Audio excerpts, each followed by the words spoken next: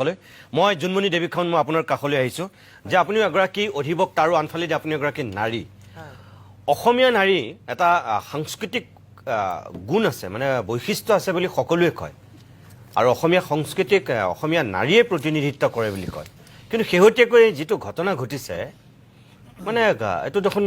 ভাষাই নাই ক'বলৈ যি পৰ্যায়ত এগৰাকী মৃত ব্যক্তিক আৰে যিয়ে নহওক মানুহগৰাকীৰ অনুপস্থিতিত এগৰাকী মৃত ব্যক্তিক শত্ৰু আচলতে এই পৰ্যায়ত কেতিয়াও কথা নকয় চাগে বা ইমান সমালোচনা নকৰে কিন্তু সীমা সঁচাকৈ আজি গৰিমা শইকীয়াই যিটো কথা কৈছে যে ধৈৰ্য আৰু সহ্যৰো এটা সীমা আছে সীমা ক্ৰছ কৰিছে আচলতে চাবলৈ গ'লে সেইকাৰণেই চাগে আজি সেই তেনেকুৱা এটা পৰিৱেশলৈ গ'ল কিন্তু তাৰ অকল যে আমি এই কথাটোকে পাতিম তেনেকুৱাও নহয় কিন্তু মানে মই আপোনাক এইটোহে ক'ব বিচাৰিছোঁ যে আমি এই 4টা মাহত আপোনাৰ মতে কি হ'ল কি হ'ব লাগিছিল আৰু কি নহ'ল কিন্তু কি হ'ল ইয়াত দুটা কথা আছে নিতুমণি প্ৰথম কথাটো হৈছে যোনে এই এনেকুৱা ধৰণৰ বিতৰ্কিত পোষ্ট লিখিছে বা যাক এতিয়া গ্ৰেপ্তাৰ কৰিছে তেওঁ কোননো তেওঁ কি ক'ত কিয় বিখ্যাত কিবা পৰিচয় আছে নেকি তেওঁৰ হুইচি কিন্তু আজি আমি তেওঁৰ কথা পাতি আছো ন হয়নে কিয় পাতি আছো কাৰণ তেওঁ জুবিন গাৰ্গৰ বিষয়ে লিখিছে যাৰ বিষয়ে লিখিছে তেওঁ অসমৰ জাতীয় সম্পদ তেওঁ আমাৰ আবেগ তেওঁ আমাৰ সন্মান বিশ্বৰ বুকুত অসমক প্ৰতিষ্ঠা কৰা অসমৰ কাৰণে সুনাম কঢ়িয়াই অনা এক জাতীয় সম্পদ এক ডাঙৰ মহৎ ব্যক্তিত্ব তেওঁৰ বিষয়ে লিখিছে সেইকাৰণে আমি আজি সেই মানুহগৰাকীৰ বিষয়ে আলোচনা কৰিছোঁ গতিকে তেওঁৰ এটা উদ্দেশ্য সফল হৈ গ'ল কি ক'ত কিয় বিখ্যাত কৰবাৰ নাদৰ ভেকুলি অস্তিত্ব নোহোৱা মানুহ এগৰাকীৰ বিষয়ে আমি আজি টক শ্ব'ত আলোচনা কৰিছোঁ গতিকে সেইটো তেওঁৰ প্ৰথম উদ্দেশ্য আছিল তেওঁ ছাকচেছ হৈছে তেওঁৰ বিষয়ে আমি ছ'চিয়েল মিডিয়াত সমালোচনাই হওক বা লাইকেই হওক তেওঁৰ তাতে কমেণ্টেই হওক বা শ্বেয়াৰেই হওক কৰি আমি তেওঁক পপুলাৰ কৰিছোঁ আৰু আজি আমি টক শ্ব' কৰিছোঁ তেওঁৰ বিষয়ে কোনে টক শ্ব' কৰিছোঁ অজয় ফুকন এজন সংগীত পৰিচালক বিখ্যাত নাম এটা অসমৰ পাৰ্থ দা জয়ন্ত কাকতি জোনমণি খাউন নিতুমণি শইকীয়া আৰু এগৰাকী অৱসৰপ্ৰাপ্ত ন্যায়াধীশ আমাৰ কিন্তু সমাজত এটা অৱদানো আছে আমাৰ নামো আছে সেইখিনি মানুহে আজি কোনো ফালৰ পৰা যোগ্য নোহোৱা এগৰাকী অভদ্ৰ কোনোবা অচিনাকি নাম নাইকিয়া এগৰাকী ধূলিকণাৰ কথা আলোচনা কৰি আছোঁ গতিকে সেই ধূলিকণাৰ পৰা আজি এই আলোচনাৰ মজিয়ালৈকে অহা তেওঁৰ এই যাত্ৰাটো এইবিলাক কাণ্ডৰ দ্বাৰাই সফল হ'ল সেইটো এটা তেওঁৰ ব্যক্তিগত প্ৰধান উদ্দেশ্য আছিল যিটো তেওঁ সফল হ'ল দ্বিতীয় কথাটো হ'ল আমাৰ আপুনি যিটো কথা ক'লে 4 মাহে আমি আলোচনা কৰিব লাগিছিল কি আৰু আমি আলোচনা কৰি আছোঁ কি আৰু আমি আলোচনা কৰিব লগা কথাবিলাকৰ পৰা আমাক আঁতৰাই আনি এই অদৰকাৰী ফকটীয়া ফালতু ননচেন্স অসভ্য কথাবিলাকত আমাক ব্যস্ত কৰাইছে কোনে চক্ৰান্তমূলকভাৱে এই যে তদন্ত প্ৰক্ৰিয়া সঠিক ধৰণেৰে হোৱা নাছিল সেই কথা আমি এতিয়া পাহৰি গ'লোঁ এতিয়া বিচাৰ প্ৰক্ৰিয়াত যে 12,500 পৃষ্ঠা পঢ়ি পেলাই এই বিচাৰ দিওঁতে জুবিন গাৰ্গে যে ন্যায় নাপায় সেই কথা আলোচনা কৰিবলৈ আজি আমি পাহৰি গ'লোঁ আজি আমি আলোচনা কৰি আছোঁ জুবিন গাৰ্গৰ চৰিত্ৰ কেনেকুৱা আছিল ভনীয়েকৰ চৰিত্ৰ কেনেকুৱা আছিল বায়েকৰ চৰিত্ৰ কেনেকুৱা আছিল তেওঁৰ বাপেকৰ চৰিত্ৰ কেনেকুৱা আছিল ঘৈণীয়েকৰ চৰিত্ৰ কেনেকুৱা আছিল হোৱাট দ্য হেল কি দৰকাৰ আমাক এইবিলাক কথাৰ আৰু ইন্ধন যোগাইছে কোনে এইবিলাক এইটোৱেই কথা এই কথাটোলৈ আমাৰ সকলো গোটেই সমাজখনক সংবাদ মাধ্যমকে আৰম্ভ কৰি ছ'চিয়েল মিডিয়াকে আৰম্ভ কৰি গোটেই সমাজখনক সেইটো ফাললৈ ঠেলি দিলে কোনে এই কেইজনমান মানুহক এংগেজ কৰিছে কোনে জুবিন গাৰ্গৰ চৰিত্ৰ হনন কৰি সমাজখনক আৰু আলোচনাৰ বিষয়বস্তুবোৰ সেই ফাললৈ লৈ গৈ আসল তদন্ত প্ৰক্ৰিয়া আৰু এই গোটেই জুবিন গাৰ্গক ন্যায় দিয়া প্ৰক্ৰিয়াৰ গোটেই বস্তুটো ফুটুকাৰ ফেন কৰিবলৈ চক্ৰান্ত কৰিছে কোনে এই গোটেইবোৰ ঘটনাৰ আঁৰত কি ৰহস্য আছে সেইটোহে এতিয়া সেই ৰহস্যটো সফল, সেই চক্ৰান্তকাৰী সফল হৈছে। সেইকাৰণে মই অলপতে এটা ফেচবুকত পোষ্ট দিছিলোঁ যে আই কুইট দ্য ডেভিল ওন। যি ডেভিলে এই কাণ্ডটো কৰি আছে সেই ডেভিলৰ এয়া জয় হৈছে। সেই ডেভিলে বিচাৰিছিল যে আমি জুবিন গাৰ্গৰ চৰিত্ৰ সম্পৰ্কীয় কথা বতৰা আলোচনা কৰোঁ আৰু আমি এই ধূলিকণা সদৃশ এই অখ্যাত মানুহবিলাকক বিখ্যাত কৰাৰ আমি এই প্ৰক্ৰিয়াত সোমাই পৰোঁ। এইবিলাক মানুহৰ অসভ্য কথাবিলাকত আমি মনোনিৱেশ কৰোঁ আৰু আমি তদন্ত প্ৰক্ৰিয়াৰ কথা পাহৰি যাওঁ। তেওঁলোকে মিউচুৱেল লিগেল এছিষ্টেঞ্চ ট্ৰিটি মতে কিয় অনুসন্ধান কৰা নাই? কিয় আজি ছিংগাপুৰৰ ৰিপৰ্ট বেলেগ, কিয় আজি অসমৰ ৰিপৰ্ট বেলেগ? একেটা ঘটনাৰ আৰক্ষীৰ সমিল মিলেৰে মিউচুৱেল লিগেল এছিষ্টেঞ্চ ট্ৰিটি মতে কিয় জইণ্ট পুলিচ ইনভেষ্টিগেশ্যন হোৱা নাই? মই মাননীয় ভাৰত চৰকাৰৰ গৃহমন্ত্ৰী মহোদয়লৈও চিঠি লিখিছিলোঁ, প্ৰেচিডেণ্ট আমাৰ ৰাষ্ট্ৰপতি মহোদয়ালৈ চিঠি লিখিছিলোঁ, মুখ্য ন্যায়াধীশলৈ চিঠি লিখিছিলোঁ। মোৰ চিঠিৰ উত্তৰ কিয় অহা নাই? সেই কথাবোৰ কিয় অসমৰ মানুহে আলোচনা কৰা নাই? চৰিত্ৰ জাতীয় কথাবিলাক আলোচনা কৰিবলৈ মুখ ৰোচক হয়, সেইবিলাক আমাৰ সকলো মানুহে আলোচনা কৰিব পাৰে। ইণ্টেলেকচুৱেল এটা ব্ৰেইন নালাগে সেইবোৰ কথা আলোচনা কৰিবৰ কাৰণে, কাৰণ বিয়নি মেল পাতি থকাটো মাৰি থকাটো আমাৰ অভ্যাস। আমি সকলোৱে সকলোৰে চৰিত্ৰৰ বিষয়ে আলোচনা কৰিব পাৰোঁ। আমাৰ কেপাচিটি সিমানেই, আমাৰ ব্ৰেইনৰ কেপাচিটি সিমানেই। আমি অকল চৰিত্ৰগত কথা আলোচনা কৰিব পৰাহে ব্ৰেইনৰ কেপাচিটি আছে। মিউচুৱেল লিগেল এছিষ্টেঞ্চ ট্ৰিটি সম্পৰ্কে আলোচনা কৰিবলৈ, ইনভেষ্টিগেশ্যনৰ প্ৰতিটো কথা পুংখানুপুংখভাৱে বিচাৰ কৰিবলৈ, আজি ডে টু ডে ট্ৰায়েল যে হ'ব লাগে বুলি আমি ডিমাণ্ড কৰিছোঁ, সেই ডিমাণ্ডৰ ওপৰত আমাক একশ্যন ল'বলৈ, এইবিলাক কৰিবলৈ আমাক অলপমান মগজুৰ প্ৰয়োজন। আৰু দুৰ্ভাগ্যৰ কথা যে অধিক সংখ্যক মানুহৰ সিমানখিনি মগজু নাই। না জোনমণি দেৱী খান, মই আপোনাক এটা কথা স্পষ্ট কৰি কওঁ। আপুনি যিকেইটা কথা ক'লে যে এগৰাকী মহিলাক লৈ আমি আজি কথা পাতিছোঁ বা এই বিষয়টোৰ ইয়াত চৰ্চা হ'বলগীয়া হৈছে। চাওক, প্ৰথম কথা হ'ল যে অজয় ফুকন মোৰ কাষতে বহি আছে। আজি জুবিন গাৰ্গৰ সন্দৰ্ভত কিবা কিবি কথা কৈ কেইজনমান এতিয়াও জেলত আছে। মই তেওঁলোকৰ নাম নকওঁ, কিন্তু জুবিনৰ ইছ্যুটোক লৈ তেওঁলোক জেলত আছে। কিন্তু অজয়ো জেল খাই আহিছিলে। এই যে অজয়ে ক'লে কবিতা লিখি পেলাই গৈ পেলাই জেল খাবগৈলগীয়া এজনী ছোৱালী আমাৰ মাজততো আছে। এই মানুহগৰাকীয়ে যোৱা জয়ন্ত কাকতিয়ে কৈছে যোৱা 8 বছৰ ধৰি জুবিনৰ এগেইনষ্টত তেখেত লাগি আছে। ঠিক আছে, জুবিন গাৰ্গ তেতিয়া জীয়াই আছিল, মানে আমি ক'বলগীয়া একো নাই। কিন্তু এতিয়া জুবিন গাৰ্গৰ অনুপস্থিতিত এই যে কামটো যে তেখেতৰ মৃত্যুৰ পিছৰ পৰা যে প্ৰথম জুবিন গাৰ্গ, তাৰপিছত গৰিমা শইকীয়া গাৰ্গ, তাৰপিছত তেখেতৰ ভনীয়েক, তাৰপিছত গৈ শেষত দেউতাক, একেবাৰে যিজন মানুহ আজি কাইলৈ চিৰদিনৰ কাৰণে আঁতৰি যাবৰ কাৰণে এক প্ৰকাৰ পৃথিৱীত অনিশ্চয়তাত জীয়াই আছে, যিজন মানুহে একোৱেই নাজানে, সেই মানুহজনকো ৰেহাই নিদিলে। এই কথাখিনি কি আমাৰ প্ৰশাসনে দেখা নাছিলে নেকি? হঠাৎ যে এই কিবা এটা হ'লেইতো গ্ৰেপ্তাৰ কৰি পেলাই চুচৰাই লৈ যায়, কি এই মানুহগৰাকী কিয় নিয়া নাছিল? দুটা কথা। এই মানুহগৰাকী আজি শাসক পক্ষৰ লগত, শাসক দলটোৰ হৈ এক প্ৰকাৰ অঘোষিত মুখপাত্ৰৰ দৰে তেওঁ কাম কৰি আছিল, যিটোৰ কাৰণে হয়তো এইবিলাক কৰিলেও কৰক বুলি তেওঁক এৰি দিয়া হৈছিল নেকি? তাৰমানে তেতিয়াহ'লে শাসকীয় দলটোৱে তেওঁলোকে স্পষ্টীকৰণ দিব লাগে। তেওঁলোকৰ যদি হৈ পেলাই মানুহগৰাকীয়ে কাম কৰা নাই,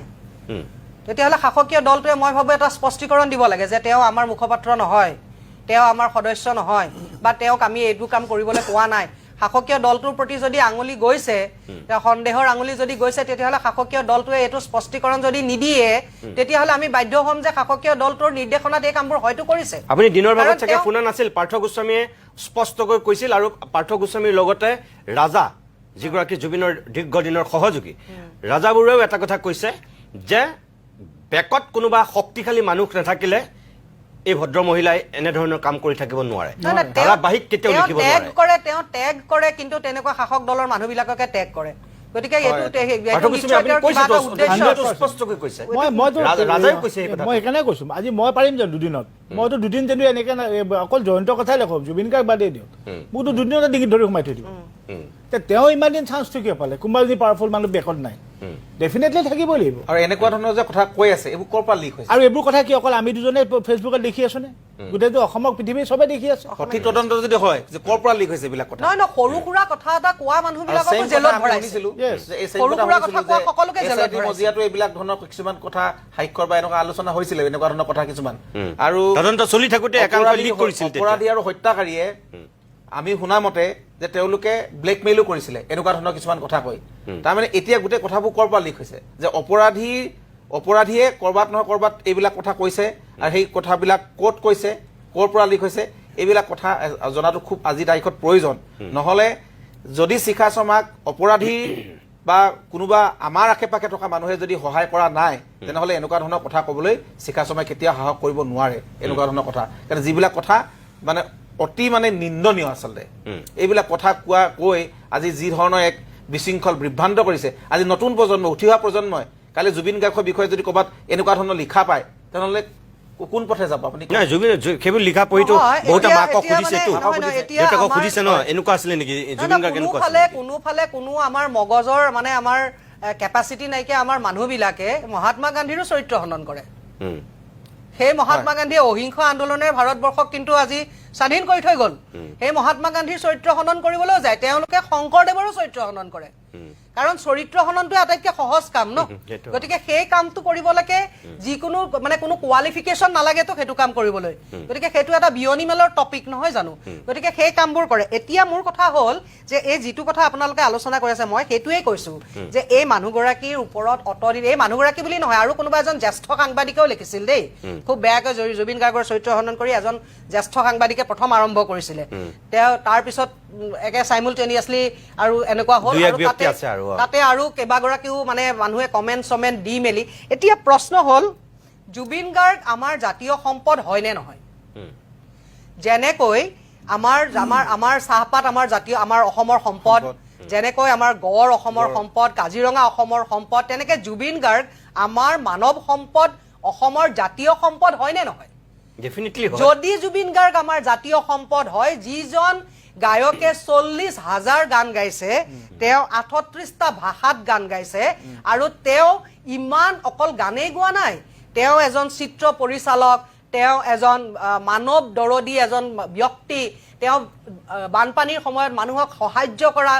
এজন তেওঁ এনিমেল লাভাৰ এজন তেওঁৰ এনভাইৰনমেণ্টেলিষ্ট এজন তেওঁ গছ ৰক্ষাৰ কাৰণে আন্দোলন কৰা এজন ব্যক্তি গতিকে তেনে এজন ব্যক্তি আমাৰ মানৱ সম্পদ হয়নে নহয়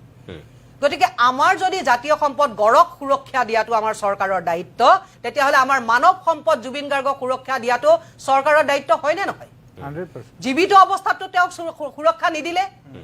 গতিকে এতিয়া তেওঁৰ চৰিত্ৰ হনন কৰি আমাৰ এই মানৱ সম্পদক যি বিনষ্ট কৰিবলৈ চেষ্টা কৰিছে তাৰ ওপৰত সুমত কেছ লৈ পেলাই তাৰ ওপৰত একশ্যন লোৱাটো চৰকাৰৰ দায়িত্ব আছিলে নে নাই কিয় নকৰিলে তেওঁতো টেগ কৰি দিয়ে মাননীয় মুখ্যমন্ত্ৰী মহোদয়ক প্ৰতিটো পোষ্টত টেগ কৰি দিয়া মানে মই এটা পোষ্টত মাননীয় মুখ্যমন্ত্ৰী মহোদয়ক টেগ কৰিছিলোঁ মোৰ ওপৰত জানে আপুনি দুদিনৰ ভিতৰত যিমান ডাঙৰ একশ্যন ল'লে মুখ্যমন্ত্ৰীয়ে অকল মুখ্যমন্ত্ৰীকে আজি নহয় তাৰিখলৈকে মই ভুগি আছো হয় মই মোৰ এটা পোষ্টত মোৰ এটা ইলেক্ট্ৰনিক এবাৰ মানে মিটাৰৰ কিবা এটা বিলৰ লৈ পেলাই মই এটা পোষ্ট লিখিছিলোঁ মুখ্যমন্ত্ৰী মহোদয়ক মই টেগ কৰিছিলোঁ যাতে একশ্যন হয় ডিপাৰ্টমেণ্টেল কিন্তু তেওঁ ডিপাৰ্টমেণ্টেল একশ্যনৰ ওপৰি মোৰ ওপৰত যেনেকুৱা ব্যক্তিগত আক্ৰমণ আজিৰ তাৰিখ পৰ্যন্ত যোৱাকালি পৰ্যন্ত মই শুনিছোঁ মোৰ ওপৰত কি ব্যক্তিগত আখেজৰ প্ৰশ্ন মুখ্যমন্ত্ৰী মহোদয়ৰ এনেকুৱা ধৰণৰ কমেণ্ট তেওঁৰ সাংগু পাংগুসকলে এনেকুৱা ধৰণৰ কমেণ্ট কৰিছে যে মই লিখা পোষ্টৰ কাৰণে তেওঁলোকে ব্যক্তিগত আক্ৰোশ মোৰ প্ৰতি পুহি ৰাখিছে আপুনি CM ৰ কথা যিটো কৈছে ব্যক্তিগত তেওঁলোকে যে তেওঁক টেগ কৰি কৰি পোষ্টবোৰ দিয়ে তেওঁ কি আমাৰ জাতীয় সম্পদ জুবিন গাৰ্গৰ তেওঁ দেখোন একেবাৰে তেওঁৰ আটাইতকৈ প্ৰকৃত অনুৰাগী বুলি কয় অজয় হতো অনুৰাগী নহয় কিহৰ অনুৰাগী অজয় হত প্ৰকৃত অনুৰাগীটো আমাৰ মুখ্যমন্ত্ৰী মহোদয়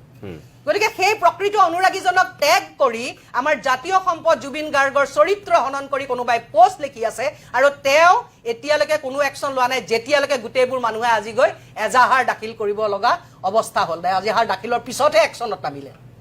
এইটোৱে কথা এইটোৱে দুখ লগা এইটোৱেইটো এজাহাৰ দাখিল কৰিবলৈ আৰু তেওঁৰ পোষ্টত আকৌ কমেণ্ট কৰিবলৈও তেওঁলোকৰ কিছুমান IT চেলৰ মানুহক লগাই থৈ দিছে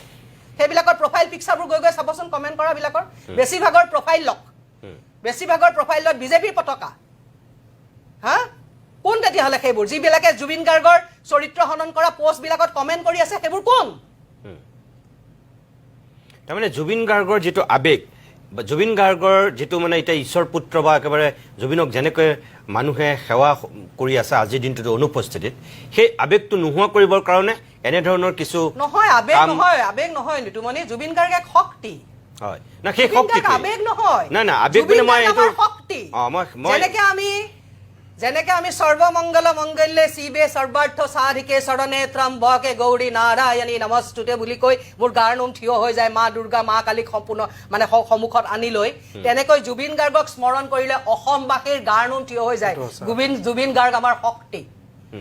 আমি শক্তি পাওঁ আমি জুবিন গাৰ্গৰ কথা কোৱাৰ লগে লগে আমি পাহৰি যাওঁ যে ইয়াত কৰবাত হিন্দু মুছলমান আছে আমি পাহৰি যাওঁ ইয়াত কৰবাত অসমীয়া বঙালী আছে আমি সকলো কথা পাহৰি যাওঁ আমি এটাই কথা আমাৰ মনলৈ আহে যে জুবিন গাৰ্গ মানে এজন মানুহ এজন লিডাৰ এজন নেতা যি আমাক আগুৱাই লৈ যাব যাক যি এতিয়া কায়িকভাৱে উপস্থিত নাই যদিও তেওঁ আদৰ্শক সাৰুগত কৰি আমি ইউনাইটেড আমি একগোট হৈ থাকিম এক শক্তি অসম আগবাঢ়ি যাব এই শক্তিটো নোহোৱা কৰিব বিচাৰিছে আৱেগ নহয় এই শক্তিটো নোহোৱা কৰিব বিচাৰিছে কাৰণ বিভেদৰ ৰাজনীতি চলাব লাগিব ন তেওঁলোকে নহয় মই আৱেগ মানে মই জুবিন খান আপুনি ৰাইট কথাই কৈছে শক্তি কিন্তু মই আৱেগ মানে মই এইটোহে কৈছো যে এজন সন্তানৰ লগত যিটো মাক দেউতাকৰ যিটো আৱেগ বা যিটো আমাৰ দুটা বস্তু থাকে ন এটা আত্মিকভাৱে আমি জড়িত হৈ থাকো আনফালেদি আমি আৱেগিকভাৱে জড়িত হৈ থাকো এই যে জুবিন গাৰ্গৰ লগত এই দুয়োটা সম্পৰ্ক যিটো গোটেই জাতিৰ অসমখনৰ এফালেদি আত্মিকভাৱে জুবিনক নিজৰ বুলি ভাবে সকলোৱে আনফালেদি আৱেগিকভাৱে নিজৰ ঘৰৰ সন্তানৰ নিচিনা ভাবে বা অভিভাৱক বুলি ভাবে বন্ধু বুলি ভাবে কোনোবাই প্ৰেমিক বুলি ভাবে কোনোবাই নিজৰ শিক্ষাগুৰু বুলি ভাবে আনকি কোনোবাই ভগৱানৰ শাৰীত ৰাখিছে কাৰণ দৰিদ্ৰ পীড়িত বা অভাৱগ্ৰস্ত বা দিক বিদিক হেৰুৱা জীৱনৰ মায়া মুখ হেৰুৱাই যি আত্মহত্যা কৰিবলৈ পথ বিচাৰি ফুৰা মানুহে গৈ জুবিনৰ ওচৰত হাত পাতি যেতিয়া কোনোবাই ট্ৰিটমেণ্ট কৰিবলৈ 1 লাখ টকা এটা পাইছে তাৰ কাৰণে জুবিন ভগৱান সেই আৱেগটোৰ কথা কৈছো সেইটো যিকোনো মানুহে কৰিব পৰা নাছিল আটাইতকৈ ডাঙৰ কথা আপুনি যিকেইটা কথা কৈছে মই এটা কথাই কওঁ আপোনাক যে এই যে অজয় আৰু জয়ন্তয়ো কৈছিল যে চতুৰ্থ স্থান পাইছিল পৃথিৱীত আৰু মাইকেল জেকছনৰ পিছত একমাত্ৰ সংগীত শিল্পী এতিয়ালৈকে মোৰ কথাটো তাতেই যে এটাই উত্তৰ আমি দিব পাৰোঁ যে জুবিন গাৰ্গ কোন যে জুবিন গাৰ্গ সেইজনেই ব্যক্তি যিজন ব্যক্তিয়ে অসমীয়া ভাষাৰে গীত গায় হিন্দী ইংলিছ কেইটা গাইছে নো চাবলৈ গ'লে বিশ্বক গোটেই পৃথিৱীক জনাই দিছে যে এটা প্ৰান্তীয় ভাষা এটা আঞ্চলিক ভাষাৰ গীত গোৱা এজন মানুহক এটা জাতিয়ে কি পৰ্যায়ত নেতা ৰূপে মানিব পাৰে বা কি পৰ্যায়ত চেলুট দিব পাৰে যে গোটেই পৃথিৱীক দেখুৱালে ভাৰতক নহয় পৃথিৱীক দেখুৱাইছে এই 192খন দেশৰ ভিতৰত 146খন দেশে চিনি পাইছিল তাৰমানে আৰু অসমীয়া ভাষাটোক যিটো জুবিনে কৈ থাকে যে মোৰ অসমখন মোৰ ভাষাটোক লৈ গৌৰৱ কৰোঁ যে অসমীয়া ভাষাতেই গীত গাই এজন মুম্বাইত নাথাকি এইখন অসমলৈ উভতি অহা মানুহে অসমীয়া জাতিটোক কলৈ লৈ গুচি গৈছিল সেই মানুহজনৰ যিটো আৱেগ সেইটো ভুল আছিল সেইটো জুবিন গাৰ্গৰ ভুল আছিল মই কওঁ জুবিন গাৰ্গ স্বাৰ্থপৰ হ'ব লাগিছিল বলিউডত তেওঁ ডাঙৰ সিংগাৰ হৈ থাকিব পাৰিলে হয় আৰু তেওঁ হলিউডত গৈ ডাঙৰ সিংগাৰ হ'ব পাৰিলে হয় নিজৰ জাতিটোক ভাল পোৱাটো জুবিন গাৰ্গৰ ভুল আছিল কাৰণ এই জাতিয়ে জুবিন গাৰ্গক এতিয়া চৰিত্ৰ হননহে কৰিছে এই জাতিয়ে জুবিন গাৰ্গক একো নিদিলে যাৰ কাৰণে জুবিন গাৰ্গে সকলো ত্যাগ কৰি গুচি আহিল সেই অসমীয়া জাতিয়ে জুবিন গাৰ্গক মূল্যই দিব নাজানিলে গতিকে জুবিন গাৰ্গ আজি হলিউডৰ সিংগাৰ হৈ থাকিব পাৰিলেহেঁতেন অসমক ভাল পাই অসমলৈ ঘূৰি অহাটো নিশ্চয় জুবিন গাৰ্গৰ ভুলেই আছিল কাৰণ অসমীয়া জাতিয়ে কাকো মৰম সন্মান আৰু অসমীয়া জাতিয়ে সম্পদ ৰূপে কাকো স্বীকৃতি দিব নাজানে মানুহখিনিয়ে দিছে সাধাৰণ ৰাইজে দিছে আজি স্বতঃস্ফূৰ্তভাৱে লাখ লাখ কোটি কোটি লোক ওলাই আহিছে আৰু ৰেকৰ্ডো হৈছে তো এটা মৃত্যুৰ পিছত এজন মানুহক ইমান বৃহৎ ৰেলীৰে লৈ আনিছে মানুহ আছে গোটেইখিনি কিন্তু যে এছাম মানুহ আছে যিয়ে নেকি জুবিন গাৰ্গক মানে দবাই ৰাখিব খুজিছে কিয় এইটো লাজ নালাগে সেইজন জুবিন গাৰ্গৰ চৰিত্ৰ হনন কৰিবলৈ যিজন জুবিন গাৰ্গে সকলো ত্যাগ কৰি অসমৰ প্ৰেমৰ বাবে অসমলৈ ঘূৰি আহিল সেইজন জুবিন গাৰ্গৰ চৰিত্ৰ হনন কৰিবলৈ লাজ নালাগে কমেণ্ট দিবলৈ লাজ নালাগে কাৰণ মই আকৌ আহিম আপোনালোকৰ মাজলৈ মই অকণমান বিৰতি ল'ব লাগিব তাৰপিছতে মই আকৌ আপোনালোকৰ মাজলৈ আহিম বিশেষকৈ আমি যিগৰাকী অৱসৰপ্ৰাপ্ত ন্যায়াধীশ আছে আমাৰ মাজত তেখেতে এতিয়ালৈকে মুখ খোলাই নাই তেখেতৰ কাষলৈ মই উভতি আহিম